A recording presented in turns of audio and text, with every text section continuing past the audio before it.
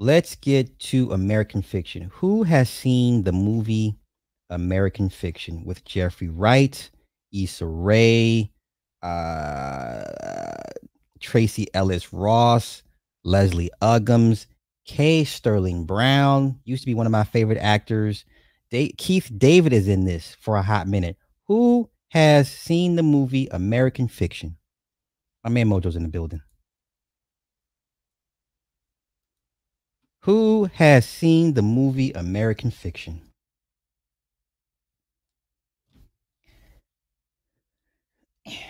It's good. It's good for it's good. Okay, so the premise is Jeffrey Wright is a writer, and he goes by the his name is Thelonious something. So everybody calls him Monk, right? He's one of those uber uh what is it? It's like uber intellectual. Like he does all these thought provoking pieces and on race. He's a professor. He gets in trouble with one of his from his students because he wrote the intellectual nigger. And the one white girl's like, I'm offended. I don't feel comfortable saying that word. He's like, well, I got over it. You should too. Then it turns into some highbrow debate with his faculty members, right? So his publisher is like, we need another book. And it's like, yeah, I gave you the book. And they're like, well, they want a book. It's not, no, it's not, we want something different. So he knows a fellow artist. This is where Issa Rae comes in. He a fellow artist, and she has this niggified book, and she does a reading, and she wrote this book in like this broken ebonics, like I be chilling, waiting for this. I can't wait to the, and it's just straight ebonics, straight urban slang. She's doing a reading, and the crowd gives her a standing ovation. And he's sitting here like, what the fuck? He couldn't understand. Like he's like, you're doing these black stereotypical tropes and you're pushing it on the public, thus reinforcing these stereotypes. So his family dynamic is messed up. He goes back to Boston because his mother has dementia. His brother is played by Kay Sterling Brown. I like Kay Sterling Brown. He's a great actor, but unfortunately, he's gay. He's flaming. He's a raging homosexual in this. Him and his brother, him and Monk are catching up on old times. He's like, how's the wife? He says, my wife divorced me because she caught me in bed with a man. And so ever since the divorce, Monk's brother, played by Kay Sterling Brown, just goes off the deep end with the homosexual shit. So now he takes on all these lovers. So he's just banging them out one by one. And you're seeing this. And then at one point, when the mother's caretaker gets married, she gets proposed to by her old flame. He forgot the wedding's at his house.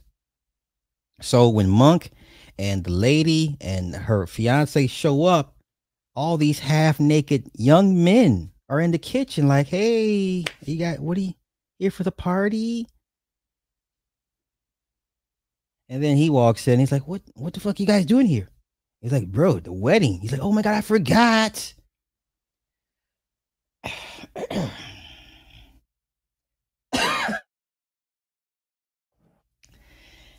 He's like, well, okay.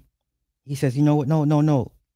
You let them stay or whatever. Can they stay? And it's like, and she's like, yeah, they're your family. We accept you and all this and this and that. And Tracy Ellis Ross's character is in this thing for maybe 15 minutes. She was the original caretaker of the mother. She dies of a heart attack at dinner with Monk. So now the responsibility falls on Monk. The mother has dementia. They're looking for places to put her in a home, It's expensive. So Monk starts to read more and more of Issa's book, right? And he's like, "Well, I can do this." So he titles the first title is called My Pathology. PAFOLOGY. Not My Pathology, but the urban version path.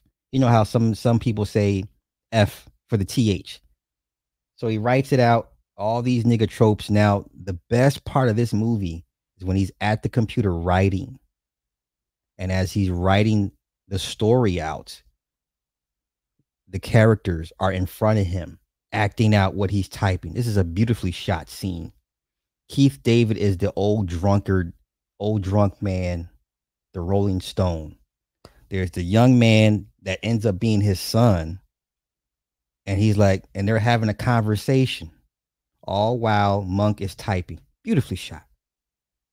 So the young man's like, yo, man, just leave me alone. Just leave me be, man. And Keith David, Keith David can act his ass off. He's the drunk old man. He's like, how's your mama? What you know about my mama? Well, look at your black ass eyes and your black ass nose and your black ass gums. Where do you think it came from? So the young man realizes that's his daddy. So then there's a part in the scene where he's typing and it didn't sound right. So Keith David turns to Monk. He says, what? Okay, what am I supposed to say? You know what? Okay, say this. And as the shot is on Keith, then there's a close-up of Monk's mouth and they're mouthing the same line at the same time. This is a beautifully shot scene. So then they turn to the young man and he's going through this monologue. And then he turns to Monk. He said, that sounds right. And he said, you know what? And he races. Okay, let's do this. And he continues with his soliloquy. Beautifully shot. The best scene in this entire movie, just from the angles and just how they shot it, with the characters, actually acting out as he's typing. It's all urban shit, right? The worst of the worst, right? He turns in the first draft. And then the publisher's like, I don't know, man. I don't think anybody's gonna like it. I'll send it to a couple people and we'll see what happens. So now back dealing with his mother, the bills are starting to mount up because he's got to find a home for her because he can't afford to take care of her by himself. He meets an old flame played by Erica Alexander. She's they live in the same. It's all, and when they go to Boston, they go to the beach house. This is where the mama lives, in the beach house. So he meets her. They have a rekindling. So then a couple of days later, the publisher gets back to Monk. He said, "Oh my God, they love it." So what do you mean they love it? It's a joke. It's supposed to be satire. La, la, la, la, la, la. He said, "No, they love it. They wanna push this thing forward." Meanwhile, he actually has a sit down with Issa Rae, and they have this intellectual debate about pushing Black narratives to the people. Issa's like, "Well, shit, this is what the market wants." And he's like, "Well, don't you feel a responsibility to how you portray our people?" And she's like, "That's what the market wants." And then the white folk walk in and they stop the conversation.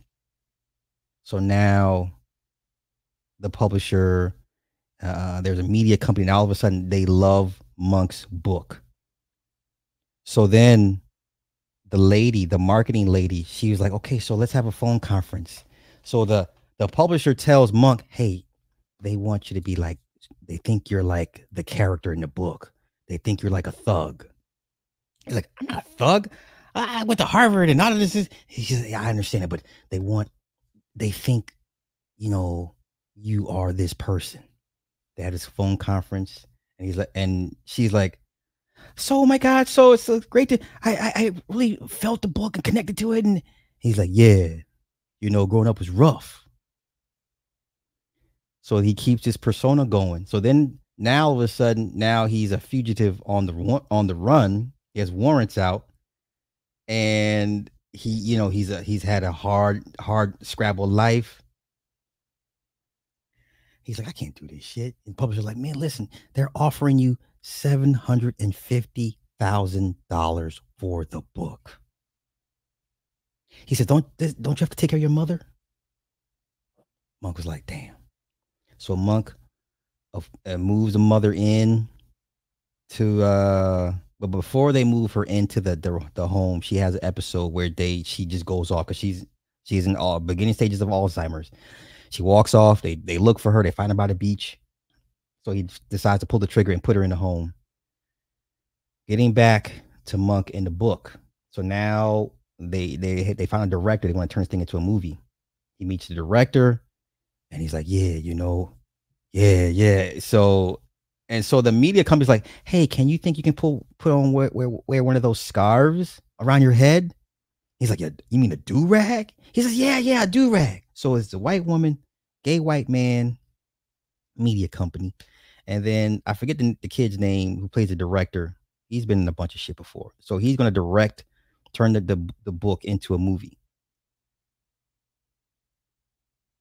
So they want to go. They want him to go on tour, and he says, "Okay, I got one request. Okay, anything you want? I want to call it fuck."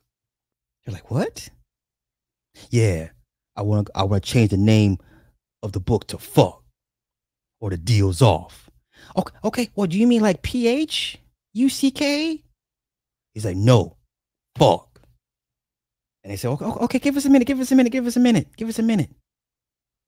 Yes, extremely well written. Yes. So you saw, okay, cool. And I was no, mama's sick. Gotta take the money, right?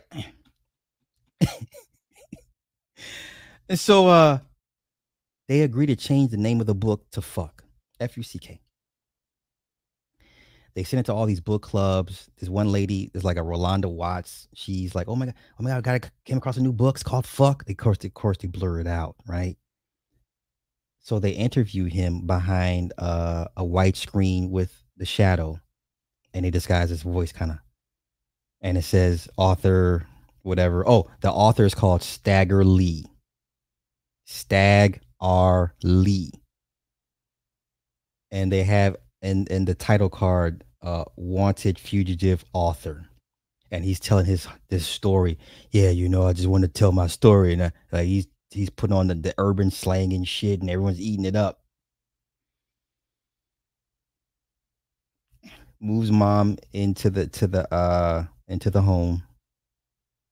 Him and Erica's character are getting closer. But there's this friction, right? So then Sterling, Monk's brother, comes out to visit. He comes out to visit the mother. So the mother is dancing with Sterling's character, right? And after the dance, she looks up at him. Now, mind you, she has Alzheimer's. She looks at him and says, "I knew you weren't queer." Sterling's character's like, I'm out. He leaves early. He's like, man, come on, man. She doesn't mean it. She doesn't know what she's saying. He's like, nah, I'm out. And so then before he leaves, Erica's character says, well, it's nice to meet you. He said, this family's going to break your heart. He leaves to go back to Arizona. Okay, so fast forward. The book is a phenomenal success. He's on the board to vote for this book for a literary award. No one knows it's him. Nobody knows it's Monk. Matter of fact, Erica's character ends up buying the book. And he's like, you have that? She's like, yeah. He's like, well, what do you think? I like it. He's like, why? Why do you like this book? And they kind of get into an argument because Monk is still holding on to that. Well, this is making our people look bad. Why are you embracing this? Right? Okay. So we get back to the meeting. They all vote for the book Fuck to win the award. Once again, nobody knows it's Thelonious' book. Once again, this pen name is Stagger Lee. Fast forward, we get to the award ceremony, and they announce Fuck wins. So then they're like, okay, well, if we think Stagger, he might be here to accept the award. So all of a sudden, Monk gets up and goes up to the podium and kind of snatches the award away from the presenter. And then there's this mock scenario that plays out. Like he goes on this little rant, and then cut. So then you see Monk and the director conversing, and they're like, "Nah, I don't like that. That's not urban enough of an ending." So the director is like, "What do you think?" So then Monk starts talking, and then we cut back to the same scene where he walks up to snatch away the award. The cops burst in. Freeze. We have a warrant for your arrest. We know who you are. And he's like, no, I'm not. I'm just a character. I'm playing a character. And he has the award. They say, gun, gun, gun, gun. They shoot Monk. Malcolm X him. They Malcolm X him. And he's laid, he's laid on the stage from the top view. He's got bullet holes and he's still holding the award. Cut back to Monk and the director. And they're like, yeah, that's a great ending. We like that. And and that's how they put that scene in for his movie. So he leaves a set and makes a phone call. It's like, yeah, they're making a movie out of this. And I totally forgot the last 5 minutes of what happened. But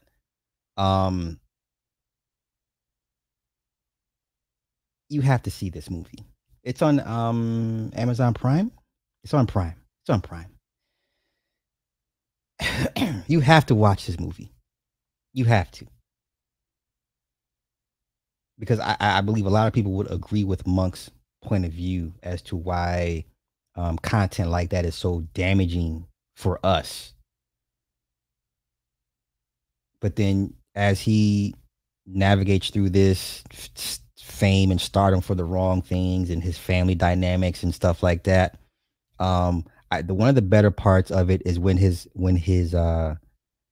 mom's caretaker, like I said, she meet the old flame from years ago, and the man wastes no time. He's like, I want to marry you. Mind you, they're like older. They're in their late 50s. And that man looked at that woman after all those years and like, no. I need to marry you. And Monk walked her down the aisle. I like that dynamic. Like, you know what I'm saying? Like, if I going off on a tangent, but if the man sees a woman, knows the woman, knows what, how he makes her feel, doesn't waste no time to marry her. Like, I can't let you go. I don't give a fuck how this future thing gonna work out, but I can't let you go. Right. So yeah, that was American Fiction. That thing got a lot of critical praise. I know the critics need to be weird with the reviews and shit, but I liked it. I didn't care for K. Sterling Brown's super over the top homosexual activities. Like, he went off the deep end. I was like, oh my God. But still a great actor.